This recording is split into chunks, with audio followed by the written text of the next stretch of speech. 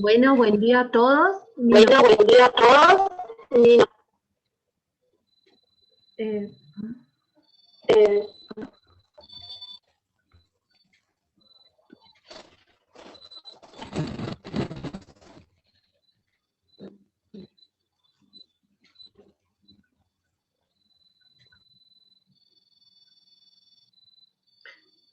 Buen día a todos. Ahora sí, soy la doctora Vega, residente de cuarto año de la especialidad de pediatría del Hospital CEFI Eva Perón. En el día de hoy, bueno, me acompaña.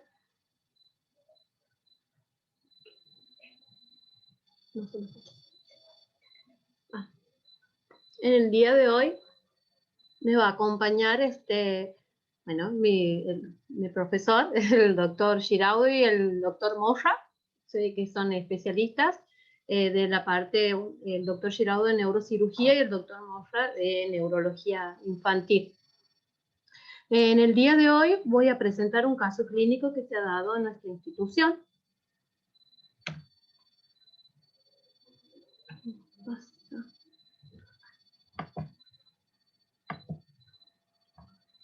Bueno, este es un caso de un paciente masculino de 9 años que es oriundo de Vilela, que no presenta antecedentes perinatológicos ni personales de relevancia y que el motivo de consulta era una cefalea. Según relató de la mamá, refirió un cuadro de 6 días de evolución con cefalea nocturna que lo despertaba, de localización frontal y occipital de tipo pulsátil, que en algunas ocasiones interrumpía el sueño y limitaba ciertas actividades.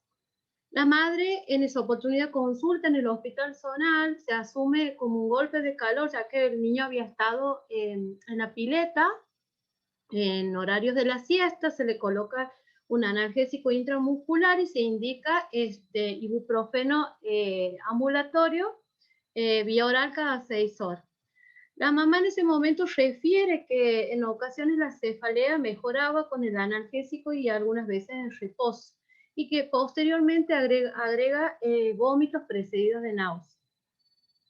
Por continuar con la cefalea, reconsulta a la mamá en el hospital zonal, se lo decide internar por 4 horas al paciente, se le coloca analgesia endovenosa, se solicita al laboratorio, el cual es de bajo riesgo, una radiografía de cráneo con controles de TA normal, y si por no presentar mejoría del cuadro, se decide derivar a nuestra institución. A su ingreso, el paciente estaba clínicamente estable, normotenso, vigil, conectado, con un Glasgow 15-15, las pupilas estaban isocóricas y reactivas, simétricas, sin signos de foco motor. Se le solicita un laboratorio y un ataque de cerebro. La TAC de cerebro informa una lesión hipodensa a nivel infratemporal, heterogénea en el hemisferio cerebeloso izquierdo, con leve efecto compresivo a nivel sobre el cuarto ventrículo, y un quiste aracnoideo retrocerebeloso. En ese momento, como conducta, se decide internar al paciente, se coloca analgesia endovenosa, protector gástrico y dexametasona. Se solicita evaluación por servicios de neurología y neurocirugía, se hace el examen neurológico, el paciente en ese momento presentaba un examen neurológico normal, y se decide su paso a servicios de cuidados intensivos, donde por presentar registro de hipertensión con tendencia a la bradicardia se indica monitor. Y a las 48 horas se agrega el ácido acetilsalicílico a 3 miligramos kilo día. Como planteos diagnósticos, sospecha de un proceso neoformativo y sospecha de un ACV isquémico.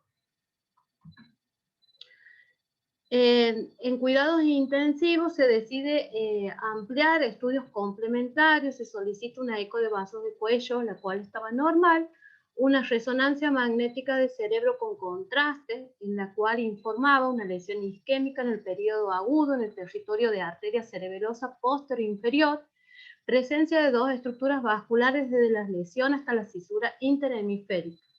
Y en la angioresonancia,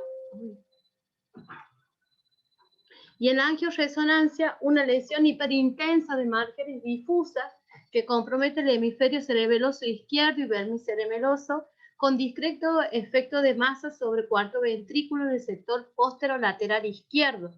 Proceso inflamatorio infeccioso versus neoformativo.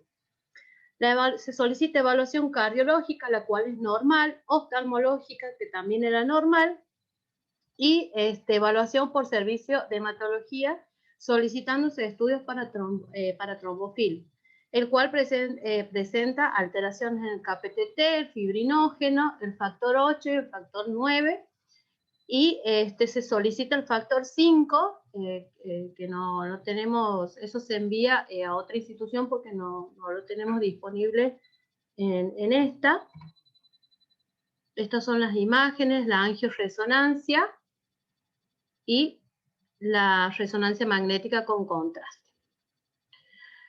Como sospecha diagnóstica, un ACV isquémico de causa a determinar. Para repasar un poquito, tenemos esta imagen desde una perspectiva lateral, en donde vamos a tener el contenido de lo que hay dentro del cráneo. Este sería el cráneo, el cual va a proteger al cerebro. Bien. Estas azules van a ser las venas, que son las que se encargan de drenar el cerebro. Bien, aquí está. Aquí tenemos el cerebelo, el tronco cerebral, la carótida interna, que como está desde una perspectiva lateral es la carótida izquierda, la arteria basilar, arteria cerebral media, cerebral posterior, cerebral anterior, la arteria vertebral y el polígono de Willis. Bien. Todos estos vasos sanguíneos se van a encargar de suministrar sangre al cerebro.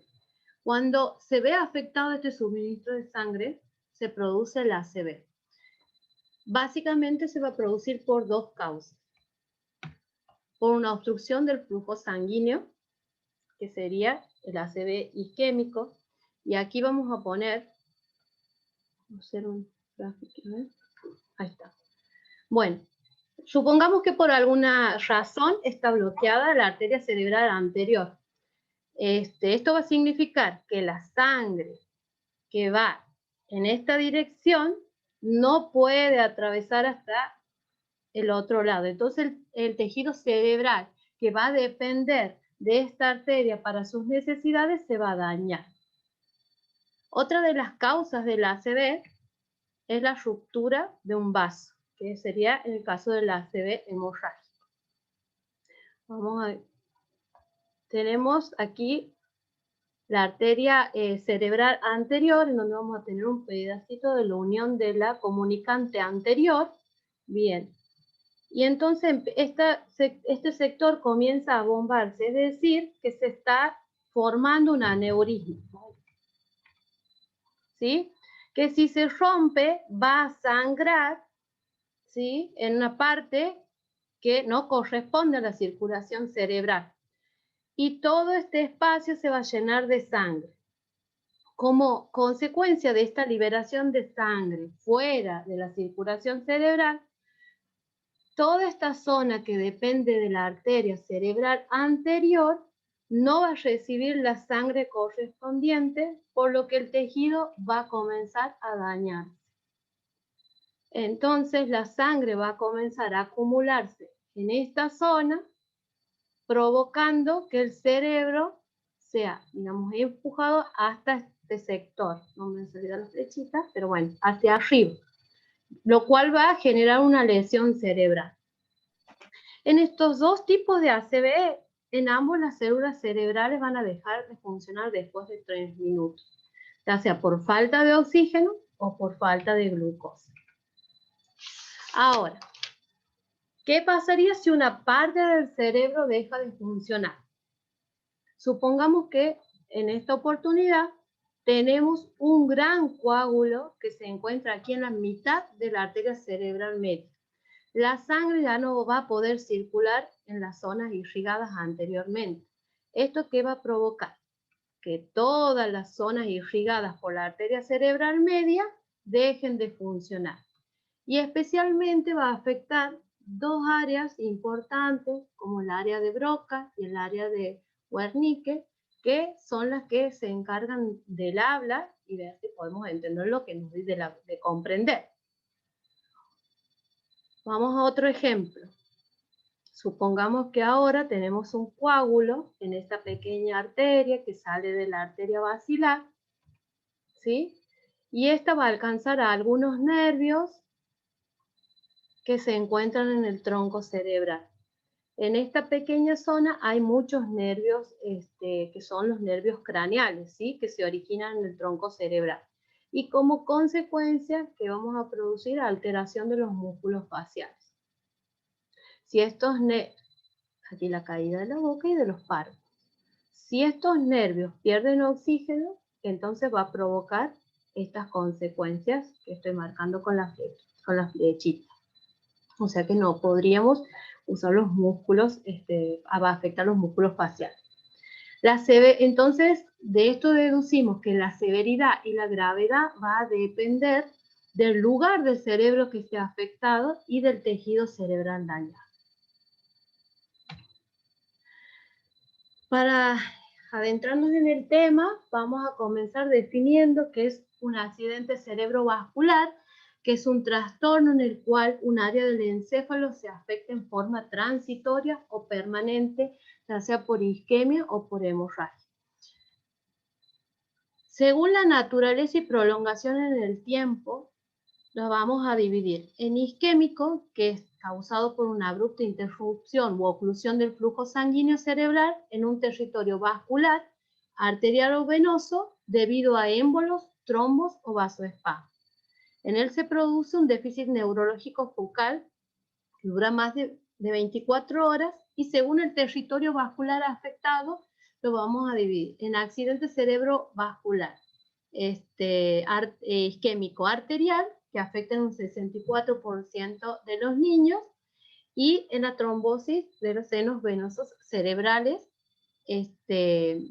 Después está la IT, que es el que ocasiona un déficit neurológico de menos de 24 horas y que es de base vascular, sin alteración en la neuroimagen, y un déficit neurológico isquémico reversible que dura más de 24 horas con recuperación total. Después tenemos el hemorrágico, que se produce por la presencia de sangre en el parénquima o en el interior de los ventrículos cerebrales.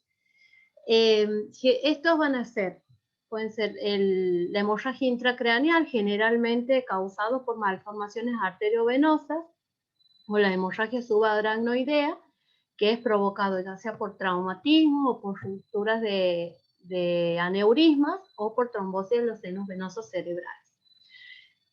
En esta oportunidad nosotros lo que vamos a hacer hincapié es en el accidente cerebrovascular isquémico.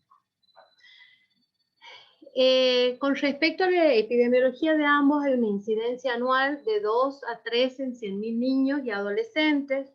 Los 2/3 corresponden al ACV isquémico y el resto al ACV hemorrágico. Los más afectados van a ser los varones, sobre todo los de raza negra, y en neonatos la incidencia es mayor, de 25 a 30 en 100.000 niños. Dentro de las causas que vamos a tener, hoy en día no se habla más, tanto de causas, sino de factores de riesgo, ¿sí? Y lo que va a diferenciar el ACV en cuanto del adulto, del niño, es que el niño presenta múltiples factores de riesgo. Dentro de los factores de riesgo o etiologías más frecuentes tenemos las cardiopatías congénitas, las arteriopatías infecciosas como la endocarditis, las miocarditis, las coagulopatías, y la presencia de varios factores de riesgo es un signo de mal pronóstico y de recurrencia. Ya vamos a hablar un poquito de cada uno. Con respecto a la mortalidad y recurrencia, el ACV isquémico tiene una mortalidad del 6 al 20%.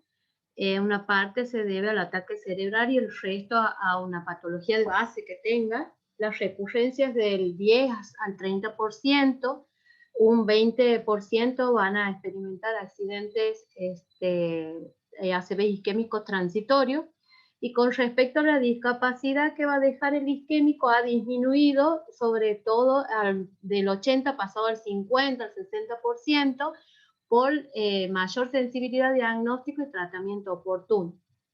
Con respecto al ACV hemorrágico, la mortalidad es mayor, del 8 al 40%, y mayor morbilidad, dejando secuelas neurológicas o convulsiones, y la recurrencia va a ser menor que en el isquémico.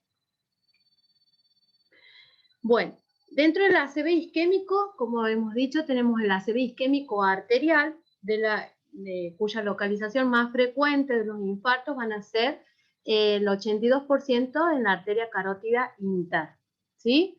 Dentro de las causas que vamos a tener las arteriopatías transitorias, que son angiopatías no progresivas, las cuales generalmente los pacientes van a presentar antecedentes 12 meses previos a una infección, ya sea por varicela, y tienden a hacer un nuevo episodio luego de 8 meses de haber ocurrido el evento.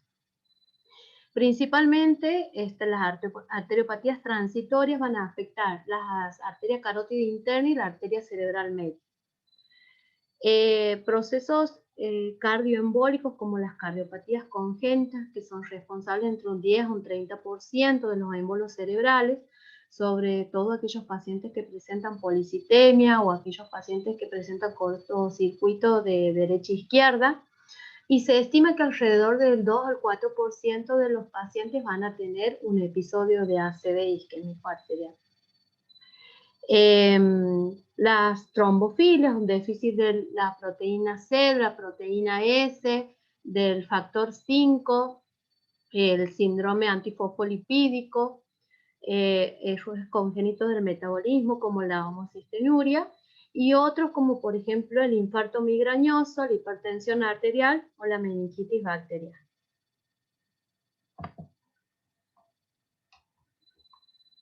Bien. La clínica que va a presentar el accidente cerebrovascular isquémico, el 90% va a ser una hemiparesia.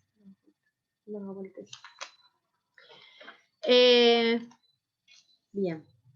La incidencia, como he dicho, va a ser de 3 en 100.000 niños y en menores de 18 años, el 50% en menores de 1 año, con una recurrencia del 5 al 40%, y otra clínica que va a presentar el paciente va a depender de la localización en donde se encuentre el infarto, ya sean convulsiones, alteración de la conciencia, corea, afasia, trastornos visuales, y la localización generalmente va a ser en la arteria cerebral media. El infarto puede producirse ya sea en grandes vasos y en pequeños vasos. En los grandes vasos va a ser en la corteza cerebral y la sustancia blanca adyacente, y los pequeños vasos va a ser ya sea en los ganglios basales, la sustancia blanca profunda y el tronco. Aquí tenemos, ¿sí?, la arteria cerebral anterior, media, posterior, coroidea anterior y lentículo estriado. Y aquí vamos a tener un infarto de la arteria cerebral media. Otro tipo de ACV isquémico es la trombosis de los senos venosos cerebrales, que tiene menor incidencia, en 0,7 en 100.000, generalmente subdiagnosticada, y tiende a ser una complicación secundaria de enfermedades primarias. Habitualmente hay antecedentes de una infección a nivel de cabeza y cuello, una otitis, una mastoiditis, que van a invadir áreas vecinas produciendo una tromboflebitis. La obstrucción de los senos venosos puede ser múltiple, pero el seno que va a estar afectado es el seno longitudinal superior, seguido por los laterales, los transversales y los sigmoides. Aquí tenemos la imagen del seno sagital superior. Y aquí vamos a tener la imagen de infarto a nivel del seno sagital superior.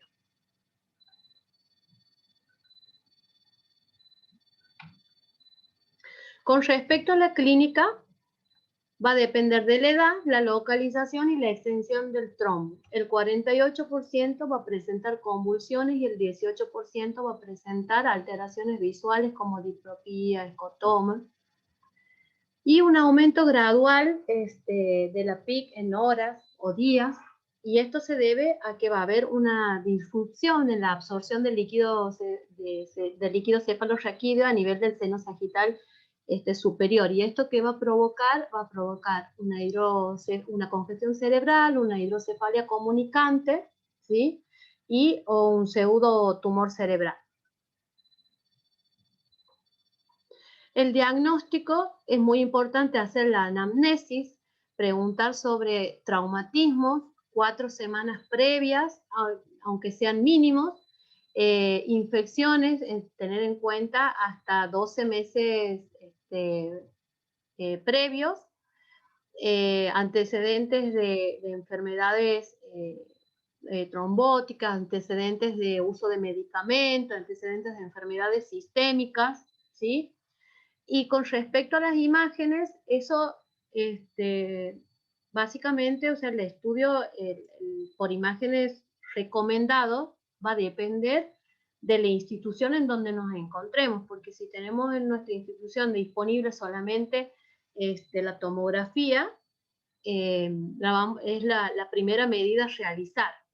¿Cuál es la desventaja de la tomografía? Es que no va a detectar infartos pequeños de inicio agudo, ni tampoco los localizados a nivel posterior.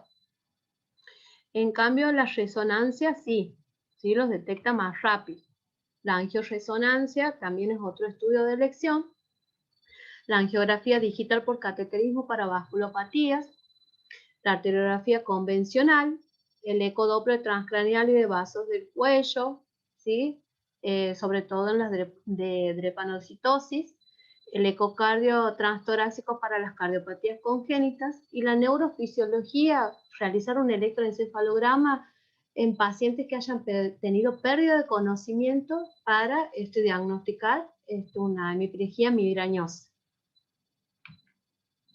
Dentro de los exámenes complementarios también tenemos que tener en cuenta la institución en donde estamos, la disponibilidad de los estudios que tenemos que realizar y sobre todo la clínica que presente el paciente.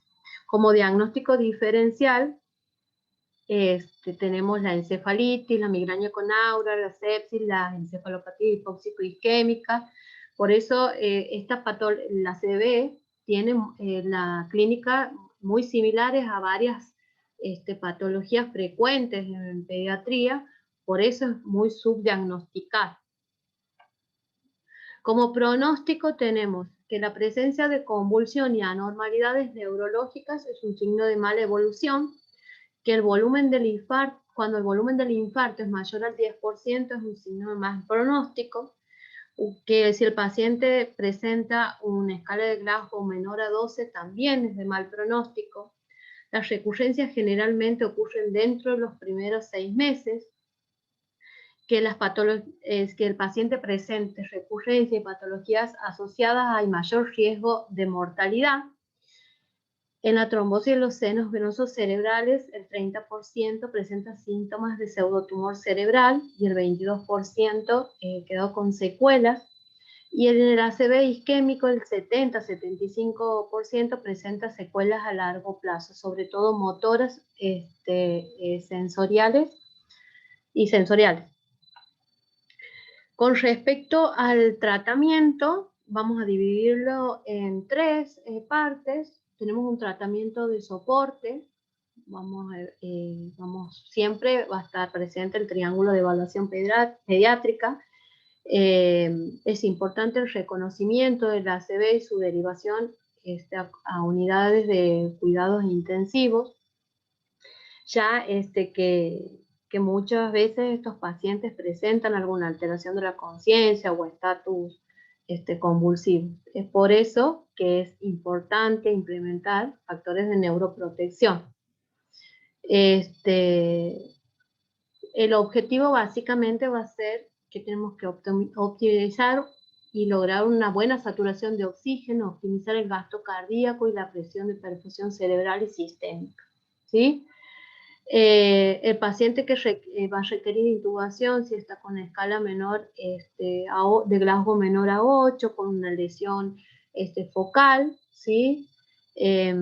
Pseudoanalgesia, ventilación mecánica con drenaje ventricular externo, la cabeza elevada a 30 grados.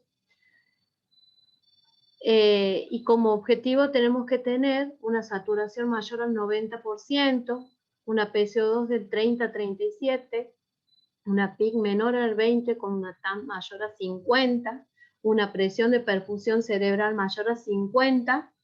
Es importante mantener la normoglucemia, es por eso que también hay que tener en cuenta el uso de insulina y una buena temperatura corporal.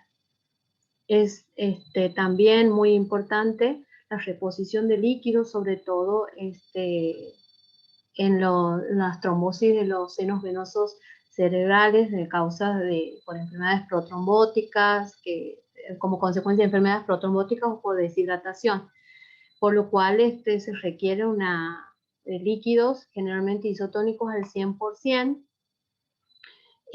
o restringirlos en caso de hiponatremia, ¿sí? Para ir elevando gradualmente el sodio, porque estos pacientes generalmente son proclives a la secuencia, al síndrome inadecuado de secreción de hormona antidiurética, conocido como FIJA. Con respecto al tratamiento neuroquirúrgico, va a ser en caso de que requiera un drenaje de un hematoma intracerebral o hidrocefalia, un infarto maligno en la arteria cerebral media o un infarto cerebeloso. Y el tratamiento antitrombótico y trombolítico, ¿sí? Generalmente hay estudios corte que dicen que el uso de antiagregantes y anticoagulantes a dosis de 1 a 5 miligramos kilo día son seguros y disminuyen la recurrencia. Pero hay guías actualizadas que generalmente sugieren comenzar con el ácido acetil salicílico y a dosis anteriormente mencionadas, o en casos de otras guías sugieren usar anticoagulantes como la heparina de bajo peso molecular, pero siempre hay que descartar procesos cardioembólicos, disección arterial, ¿sí? Previo a usar la heparina de bajo peso molecular, a hacer un ataque de cerebro para descartar hemorragia, ¿sí? Listo. Muchas gracias, y bueno, recordar que el 29 del 10, bueno, ya se ha festejado el Día del Accidente Cerebrovascular, ¿sí? A fin de concientizar y prevenir esta patología. Bien, si alguien quiere hacer preguntas, tenemos también al doctor Giraudo, que es neurocirujano, y agradecerle de paso al doctor y al doctor Giraudo y al doctor Morro por la colaboración.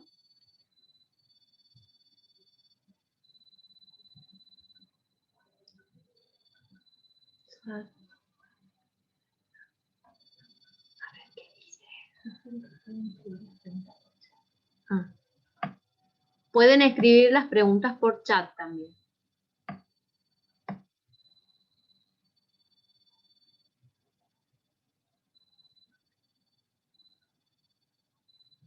Gracias, Lara. Lara.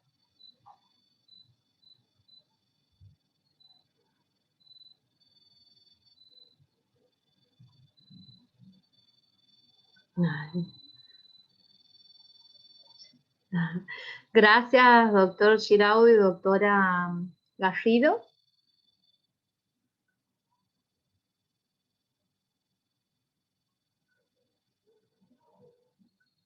Bueno, sí, no.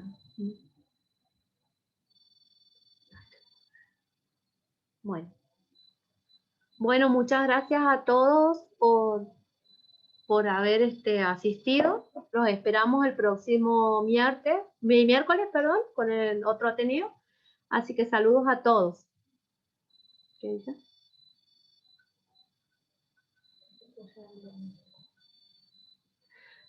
En realidad se lo está estudiando para trombofilia el paciente y como no contamos con ciertos estudios aquí que nos faltaría el factor 5, entre otros, todavía no se ha llegado, pero se sospecha una trombofilia.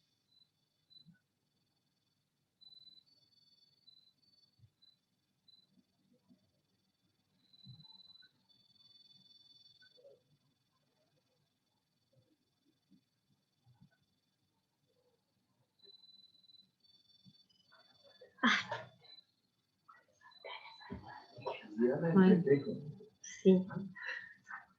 Bueno, muchas gracias a todos, saludos y nos esperamos el próximo miércoles.